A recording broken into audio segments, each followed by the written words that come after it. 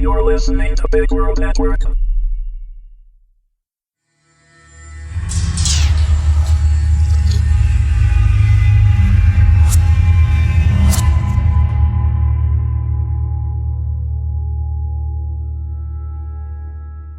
Subprimeval, Episode 9, The Thing in the Big Ditch, Part 1. Written by Robert S. C. Cutler. Read by Ryan Jones. Warning: although there is no material subject matter within that couldn't be found in any general bookstore with no age constraint, this series is rated 18 and contains adult situations and content. Cassie sat on the balcony of her one-bedroom apartment, covered in a throw fleece and smoking a cigarette. The smoke spiraled upward, carried away by the cool October night air. She watched it dissipate against the crescent moon that was hanging over the big ditch. The light from the moon reflected off of the flood canal, seeming to flatten out and spread across the water.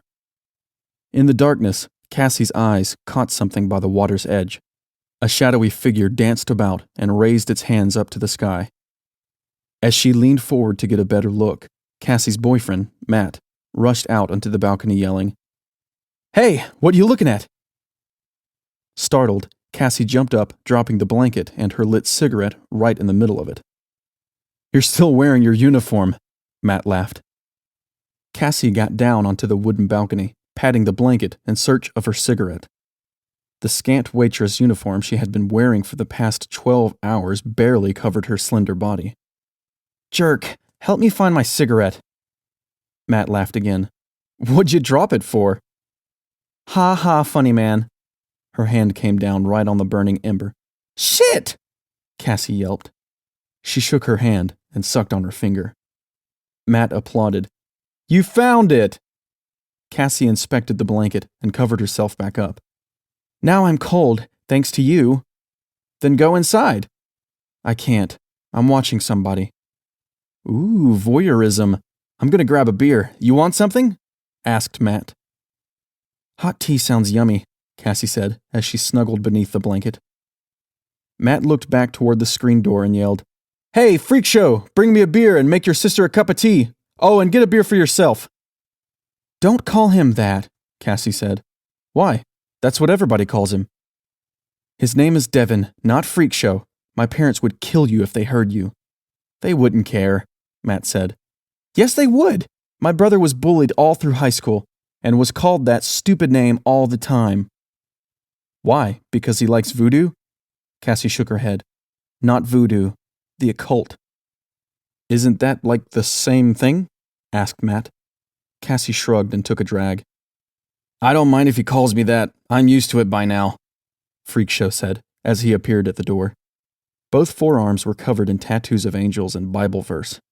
His right bicep was wrapped with red skulls. His left bore an upside-down cross.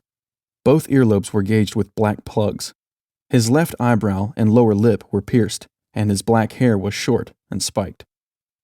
"Regular or herbal?" Freak Show asked. Cassie gave her brother a pleased smile.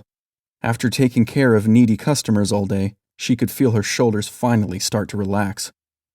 "Herbal, please, and don't give in to that crap, Devin." Freak Show took a cigarette out of Cassie's pack. "It really doesn't bother me. High school was like 2 years ago. I've moved on. Oh, I'm gonna fire up my bong if you guys are interested." "Not inside you're not," Matt protested. "Matt's gotta be drug-free for his pee test next week. Smoke it out here after we go inside," Cassie said. "What about your neighbors? Isn't the husband a cop?" Freak Show asked. Matt shook his head. "I don't think he'll notice. They're like from some podunk town in Ohio."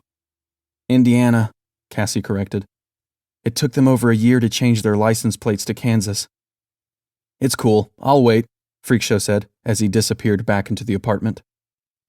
Matt scooted closer to Cassie and wrapped his lanky arms around her. "You got home like an hour ago. Why didn't you change?"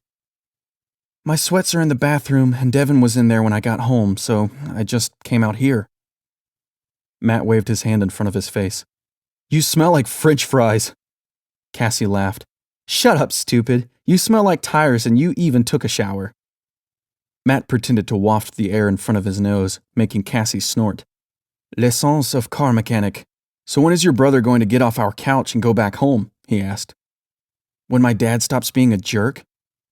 What did Devin, do now? Cassie took a drag off of a newly lit cigarette. Quit his job and dropped 2 of his classes. He claims the load was too much for him to handle. Well, they need to kiss and make up, Matt said. I haven't been able to play Xbox all week. Cassie gave Matt a pouty face. Poor baby. Hey, there he is again. Oh yeah? Who are you spying on? There's somebody out by the big ditch. Matt leaned forward in his chair and looked out across the vacant land separating the backside of their apartment building from the man-made river. Really? I don't see... Oh, what is he doing? Dancing? Maybe he's high on something, Cassie said. Hey, freak show! Damn it. Matt winced. Devin, grab the cat's laser pointer off of the kitchen counter and bring it out here. Lazy, Cassie said. He's got to do something around here to earn his keep. Freak Show appeared in the doorway with Cassie's tea and the laser pointer. Here you go, sis, he said, handing Cassie the steaming cup. And for you, sir, he tossed the laser pointer to Matt. Where's my beer? Matt protested. I'll shake one up for you right away, Freak Show smiled and slid back through the door. Don't you dare! Cassie laughed. It would serve you right. Let's see if this sucker reaches all the way out there. Matt aimed the red laser at the figure down by the big ditch. Don't point it at his eyes, Cassie said. You might blind him. That's just an urban legend, Matt dismissed. A red dot appeared on the body of the figure. Matt grinned and followed it as it leapt about, stopping every so often to reach up to the night sky.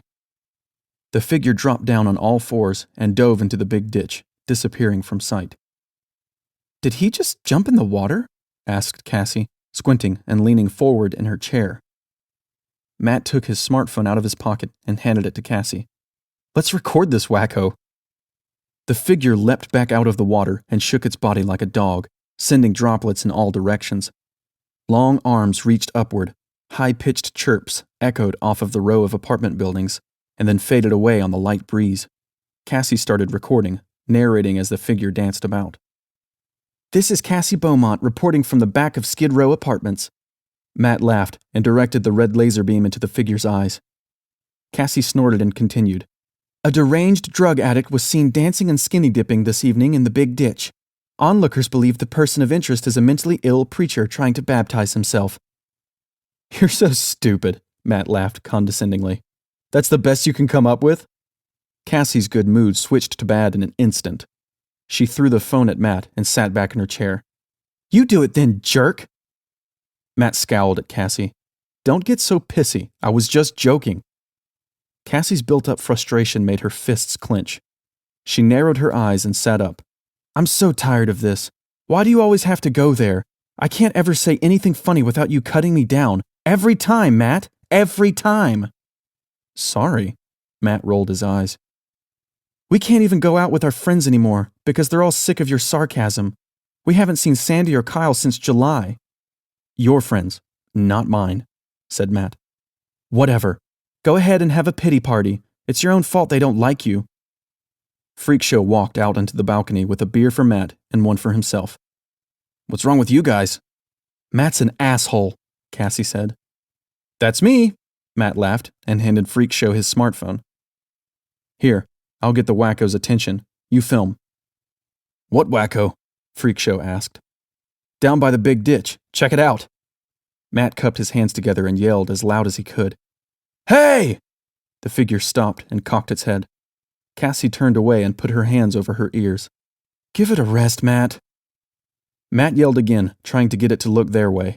After a third time, the figure turned and faced the apartment buildings. The high-pitched chirping resonated once more, followed by soft cooing. Did you hear that? Asked Freak Show. Matt shrugged his shoulders. Some kind of animal? That lady said she heard weird noises when that thing killed her kid, Freak Show said. Cassie turned and looked at her brother. A kid was killed? In Wichita? Matt added. Don't you guys ever watch the news? This couple murders their children and then blames it on a monster that makes bird sounds. No shit, asked Matt. Whatever, Cassie rolled her eyes. No, really, Freak Show said.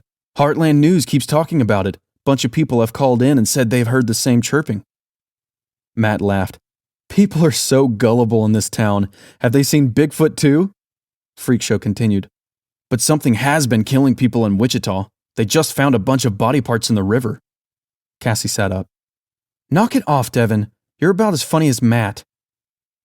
Seeing he was getting to his big sister, Freak Show moved closer to Cassie and grinned. The bodies were all submerged and trapped beneath fallen trees. They were so mangled that they couldn't even identify if they were men or women. Gross, Matt yelled. Cassie smacked her brother's arm, even as an awkward smile crossed her face. I said knock it off, Devin. You're freaking me out. Matt laughed. Freak Show is freaking out his sister. Cassie yelled loud enough for her voice to carry and bounce off of the building, quickly losing her smile. Shut up, Matt. You're not funny. A low, reverberating growl made Cassie, Matt, and Freak Show pause. Matt peered out at the big ditch and saw the figure standing up straight and looking right back at them. His heart rate increased. He tried without success to moisten his dry mouth. Devin? Matt's voice cracked. Are you filming? Freak Show shook his head. No. Why? Look! Look! Matt commanded, pointing hard at the figure. What's he doing? Cassie asked. Watching us now? That's not fair. She leaned over the railing and shouted, Go do your creepy dance somewhere else, you weirdo! Matt shushed Cassie. Oh, it's okay for you to yell at the deranged lunatic, but not me? Freak Show gently placed his hands on Cassie's shoulder while he started to film. I think you better listen to Matt. This guy doesn't seem right in the head. Shit, he's walking this way. That's more like a fast jog, said Matt. The figure stopped, raised its head, sniffed the air, and then returned its gaze back on the occupants of the apartment balcony. Soft cooing, followed by low growls, caused the hair on all three of their arms to stand on end. Matt ran inside and returned with a flashlight. What are you going to do with that? Asked Freak Show. I want to see this asshole's face, Matt said. Don't, Matt. This guy's really starting to scare me, Cassie pleaded. Matt turned on the flashlight and directed the beam at the figure's face. If he knows we can see his face, then maybe he'll leave us alone. The figure blocked the light with its arm and crouched low in the fields of weeds between the big ditch and the back of the apartment complex. Matt continued to shine the light at his target. Come on, asshole! We know who you are! We saw your face! The figure elevated its head above the grass. Chirps and growls echoed across the vast space. As the beam of the flashlight found its target, two eyes reflected back. Whoa! What the hell is that? Freak Show said. Was all Matt could get out. Freak Show took his eyes off of the phone's screen and turned toward Matt. I don't think that's a person. Oh my God! Get inside! Get inside! Cassie screamed. Matt and Freak Show returned their attention to the figure. Running on all fours, it leapt over a chain-link fence with the agility of a cat, headed right for them.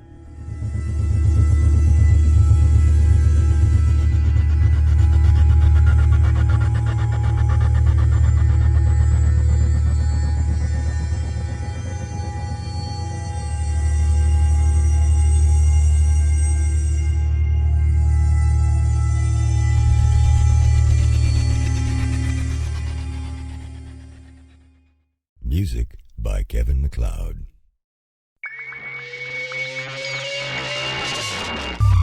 You're listening to Big World Network.